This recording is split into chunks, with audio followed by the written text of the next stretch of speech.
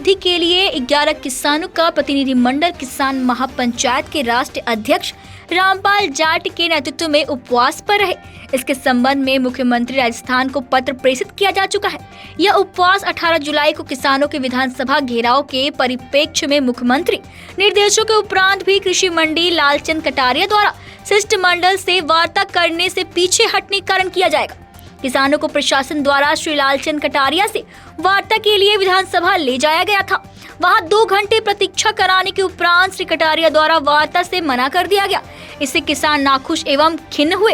उनके मन में रोष उत्पन्न हुआ और शासनकर्ताओं के प्रति कटुता के भाव आए। मनों में विकार उत्पन्न हुआ। उसी को दृष्टिगत रखते हुए आत्मशुद्धि के लिए उपवास का कार्यक्रम रखा गया।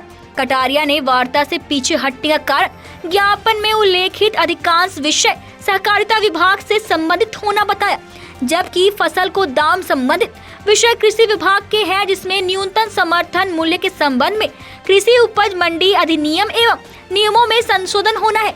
वहीं किसानों द्वारा अनुज्ञाधारी व्यापारी को अपनी उपज बेचने के उपरांत भुगतान नहीं करने पर वह राशि मंडी समिति द्वारा किसानों को भुगतान की जाकर उसकी वसूली व्यापारियों से करने का दायित्व मंडी समिति को सौंपने के संबंध में कानून बनाना है। मंत्रिमंडल के सदस्य को सभी विषयों पर वार्ता का अधिकार क्षेत्र है। फिर मुख्यमंत्री द्वारा वार्ता के लिए नियुक्ति का अर्थ सरकार के आधार पर कार्य करना है। श्री कटारिया को केंद्र एवं राज्य में शासन चलाने का अनुभव होने से वे इन तथ्यों से अनभिज्ञ नहीं है। उन्होंने जानबूझकर ही इस प्रकार के निराधार तथा अयुक्ति संगत कारणों का सहारा लेकर वार्ता से पीछे हटने का काम किया है।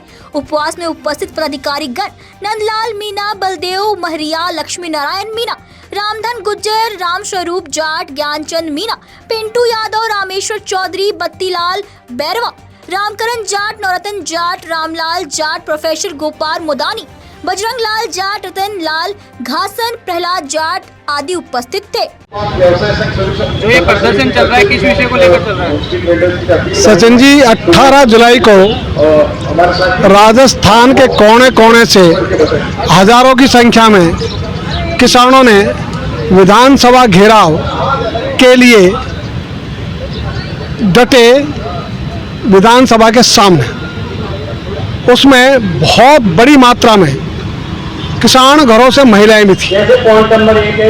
उस संख्या को देखकर सरकार के हाथ पैर फूले। हमने कूच की तैयारी की विधानसभा पे।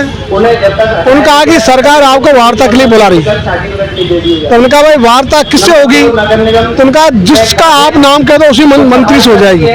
हमने कहा हमको मंत्री से बात नहीं करनी, आप तो मुख्यमंत्री से कहो, मुख्यमंत्री किसी को भी डेप्यूट करे, हम उससे बात करेंगे।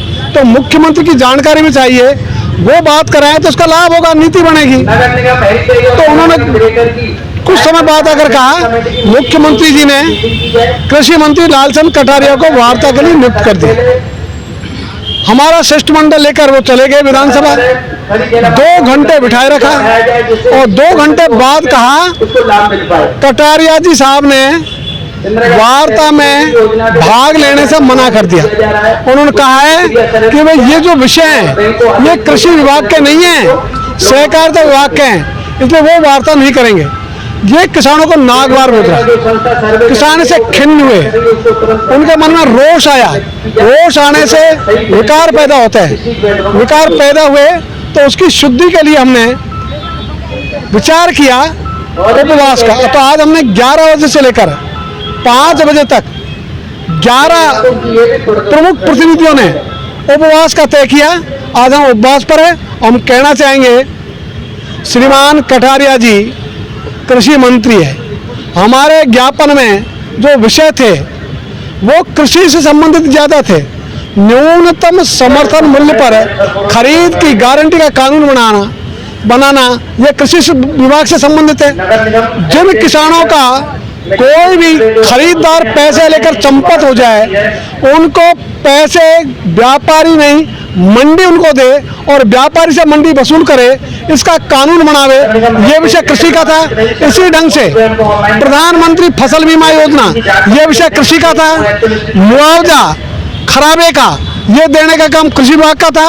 लेकिन उन्होंने इन सबके होते हुए भी वार्ता से मना कर दिया और कोई भी कैबिनेट मिनिस्टर वो सरकार की तरफ से वार्ता करता है, विभाग की तरफ से थोड़ी करता है। और फिर मुख्यमंत्री जी उनको डेपोट किया, उसके बाद में वो वार्ता से पीछे हट जाएं, ये बिना जानबूझ के नहीं हुआ, जानबूझ कर किया गया काम है।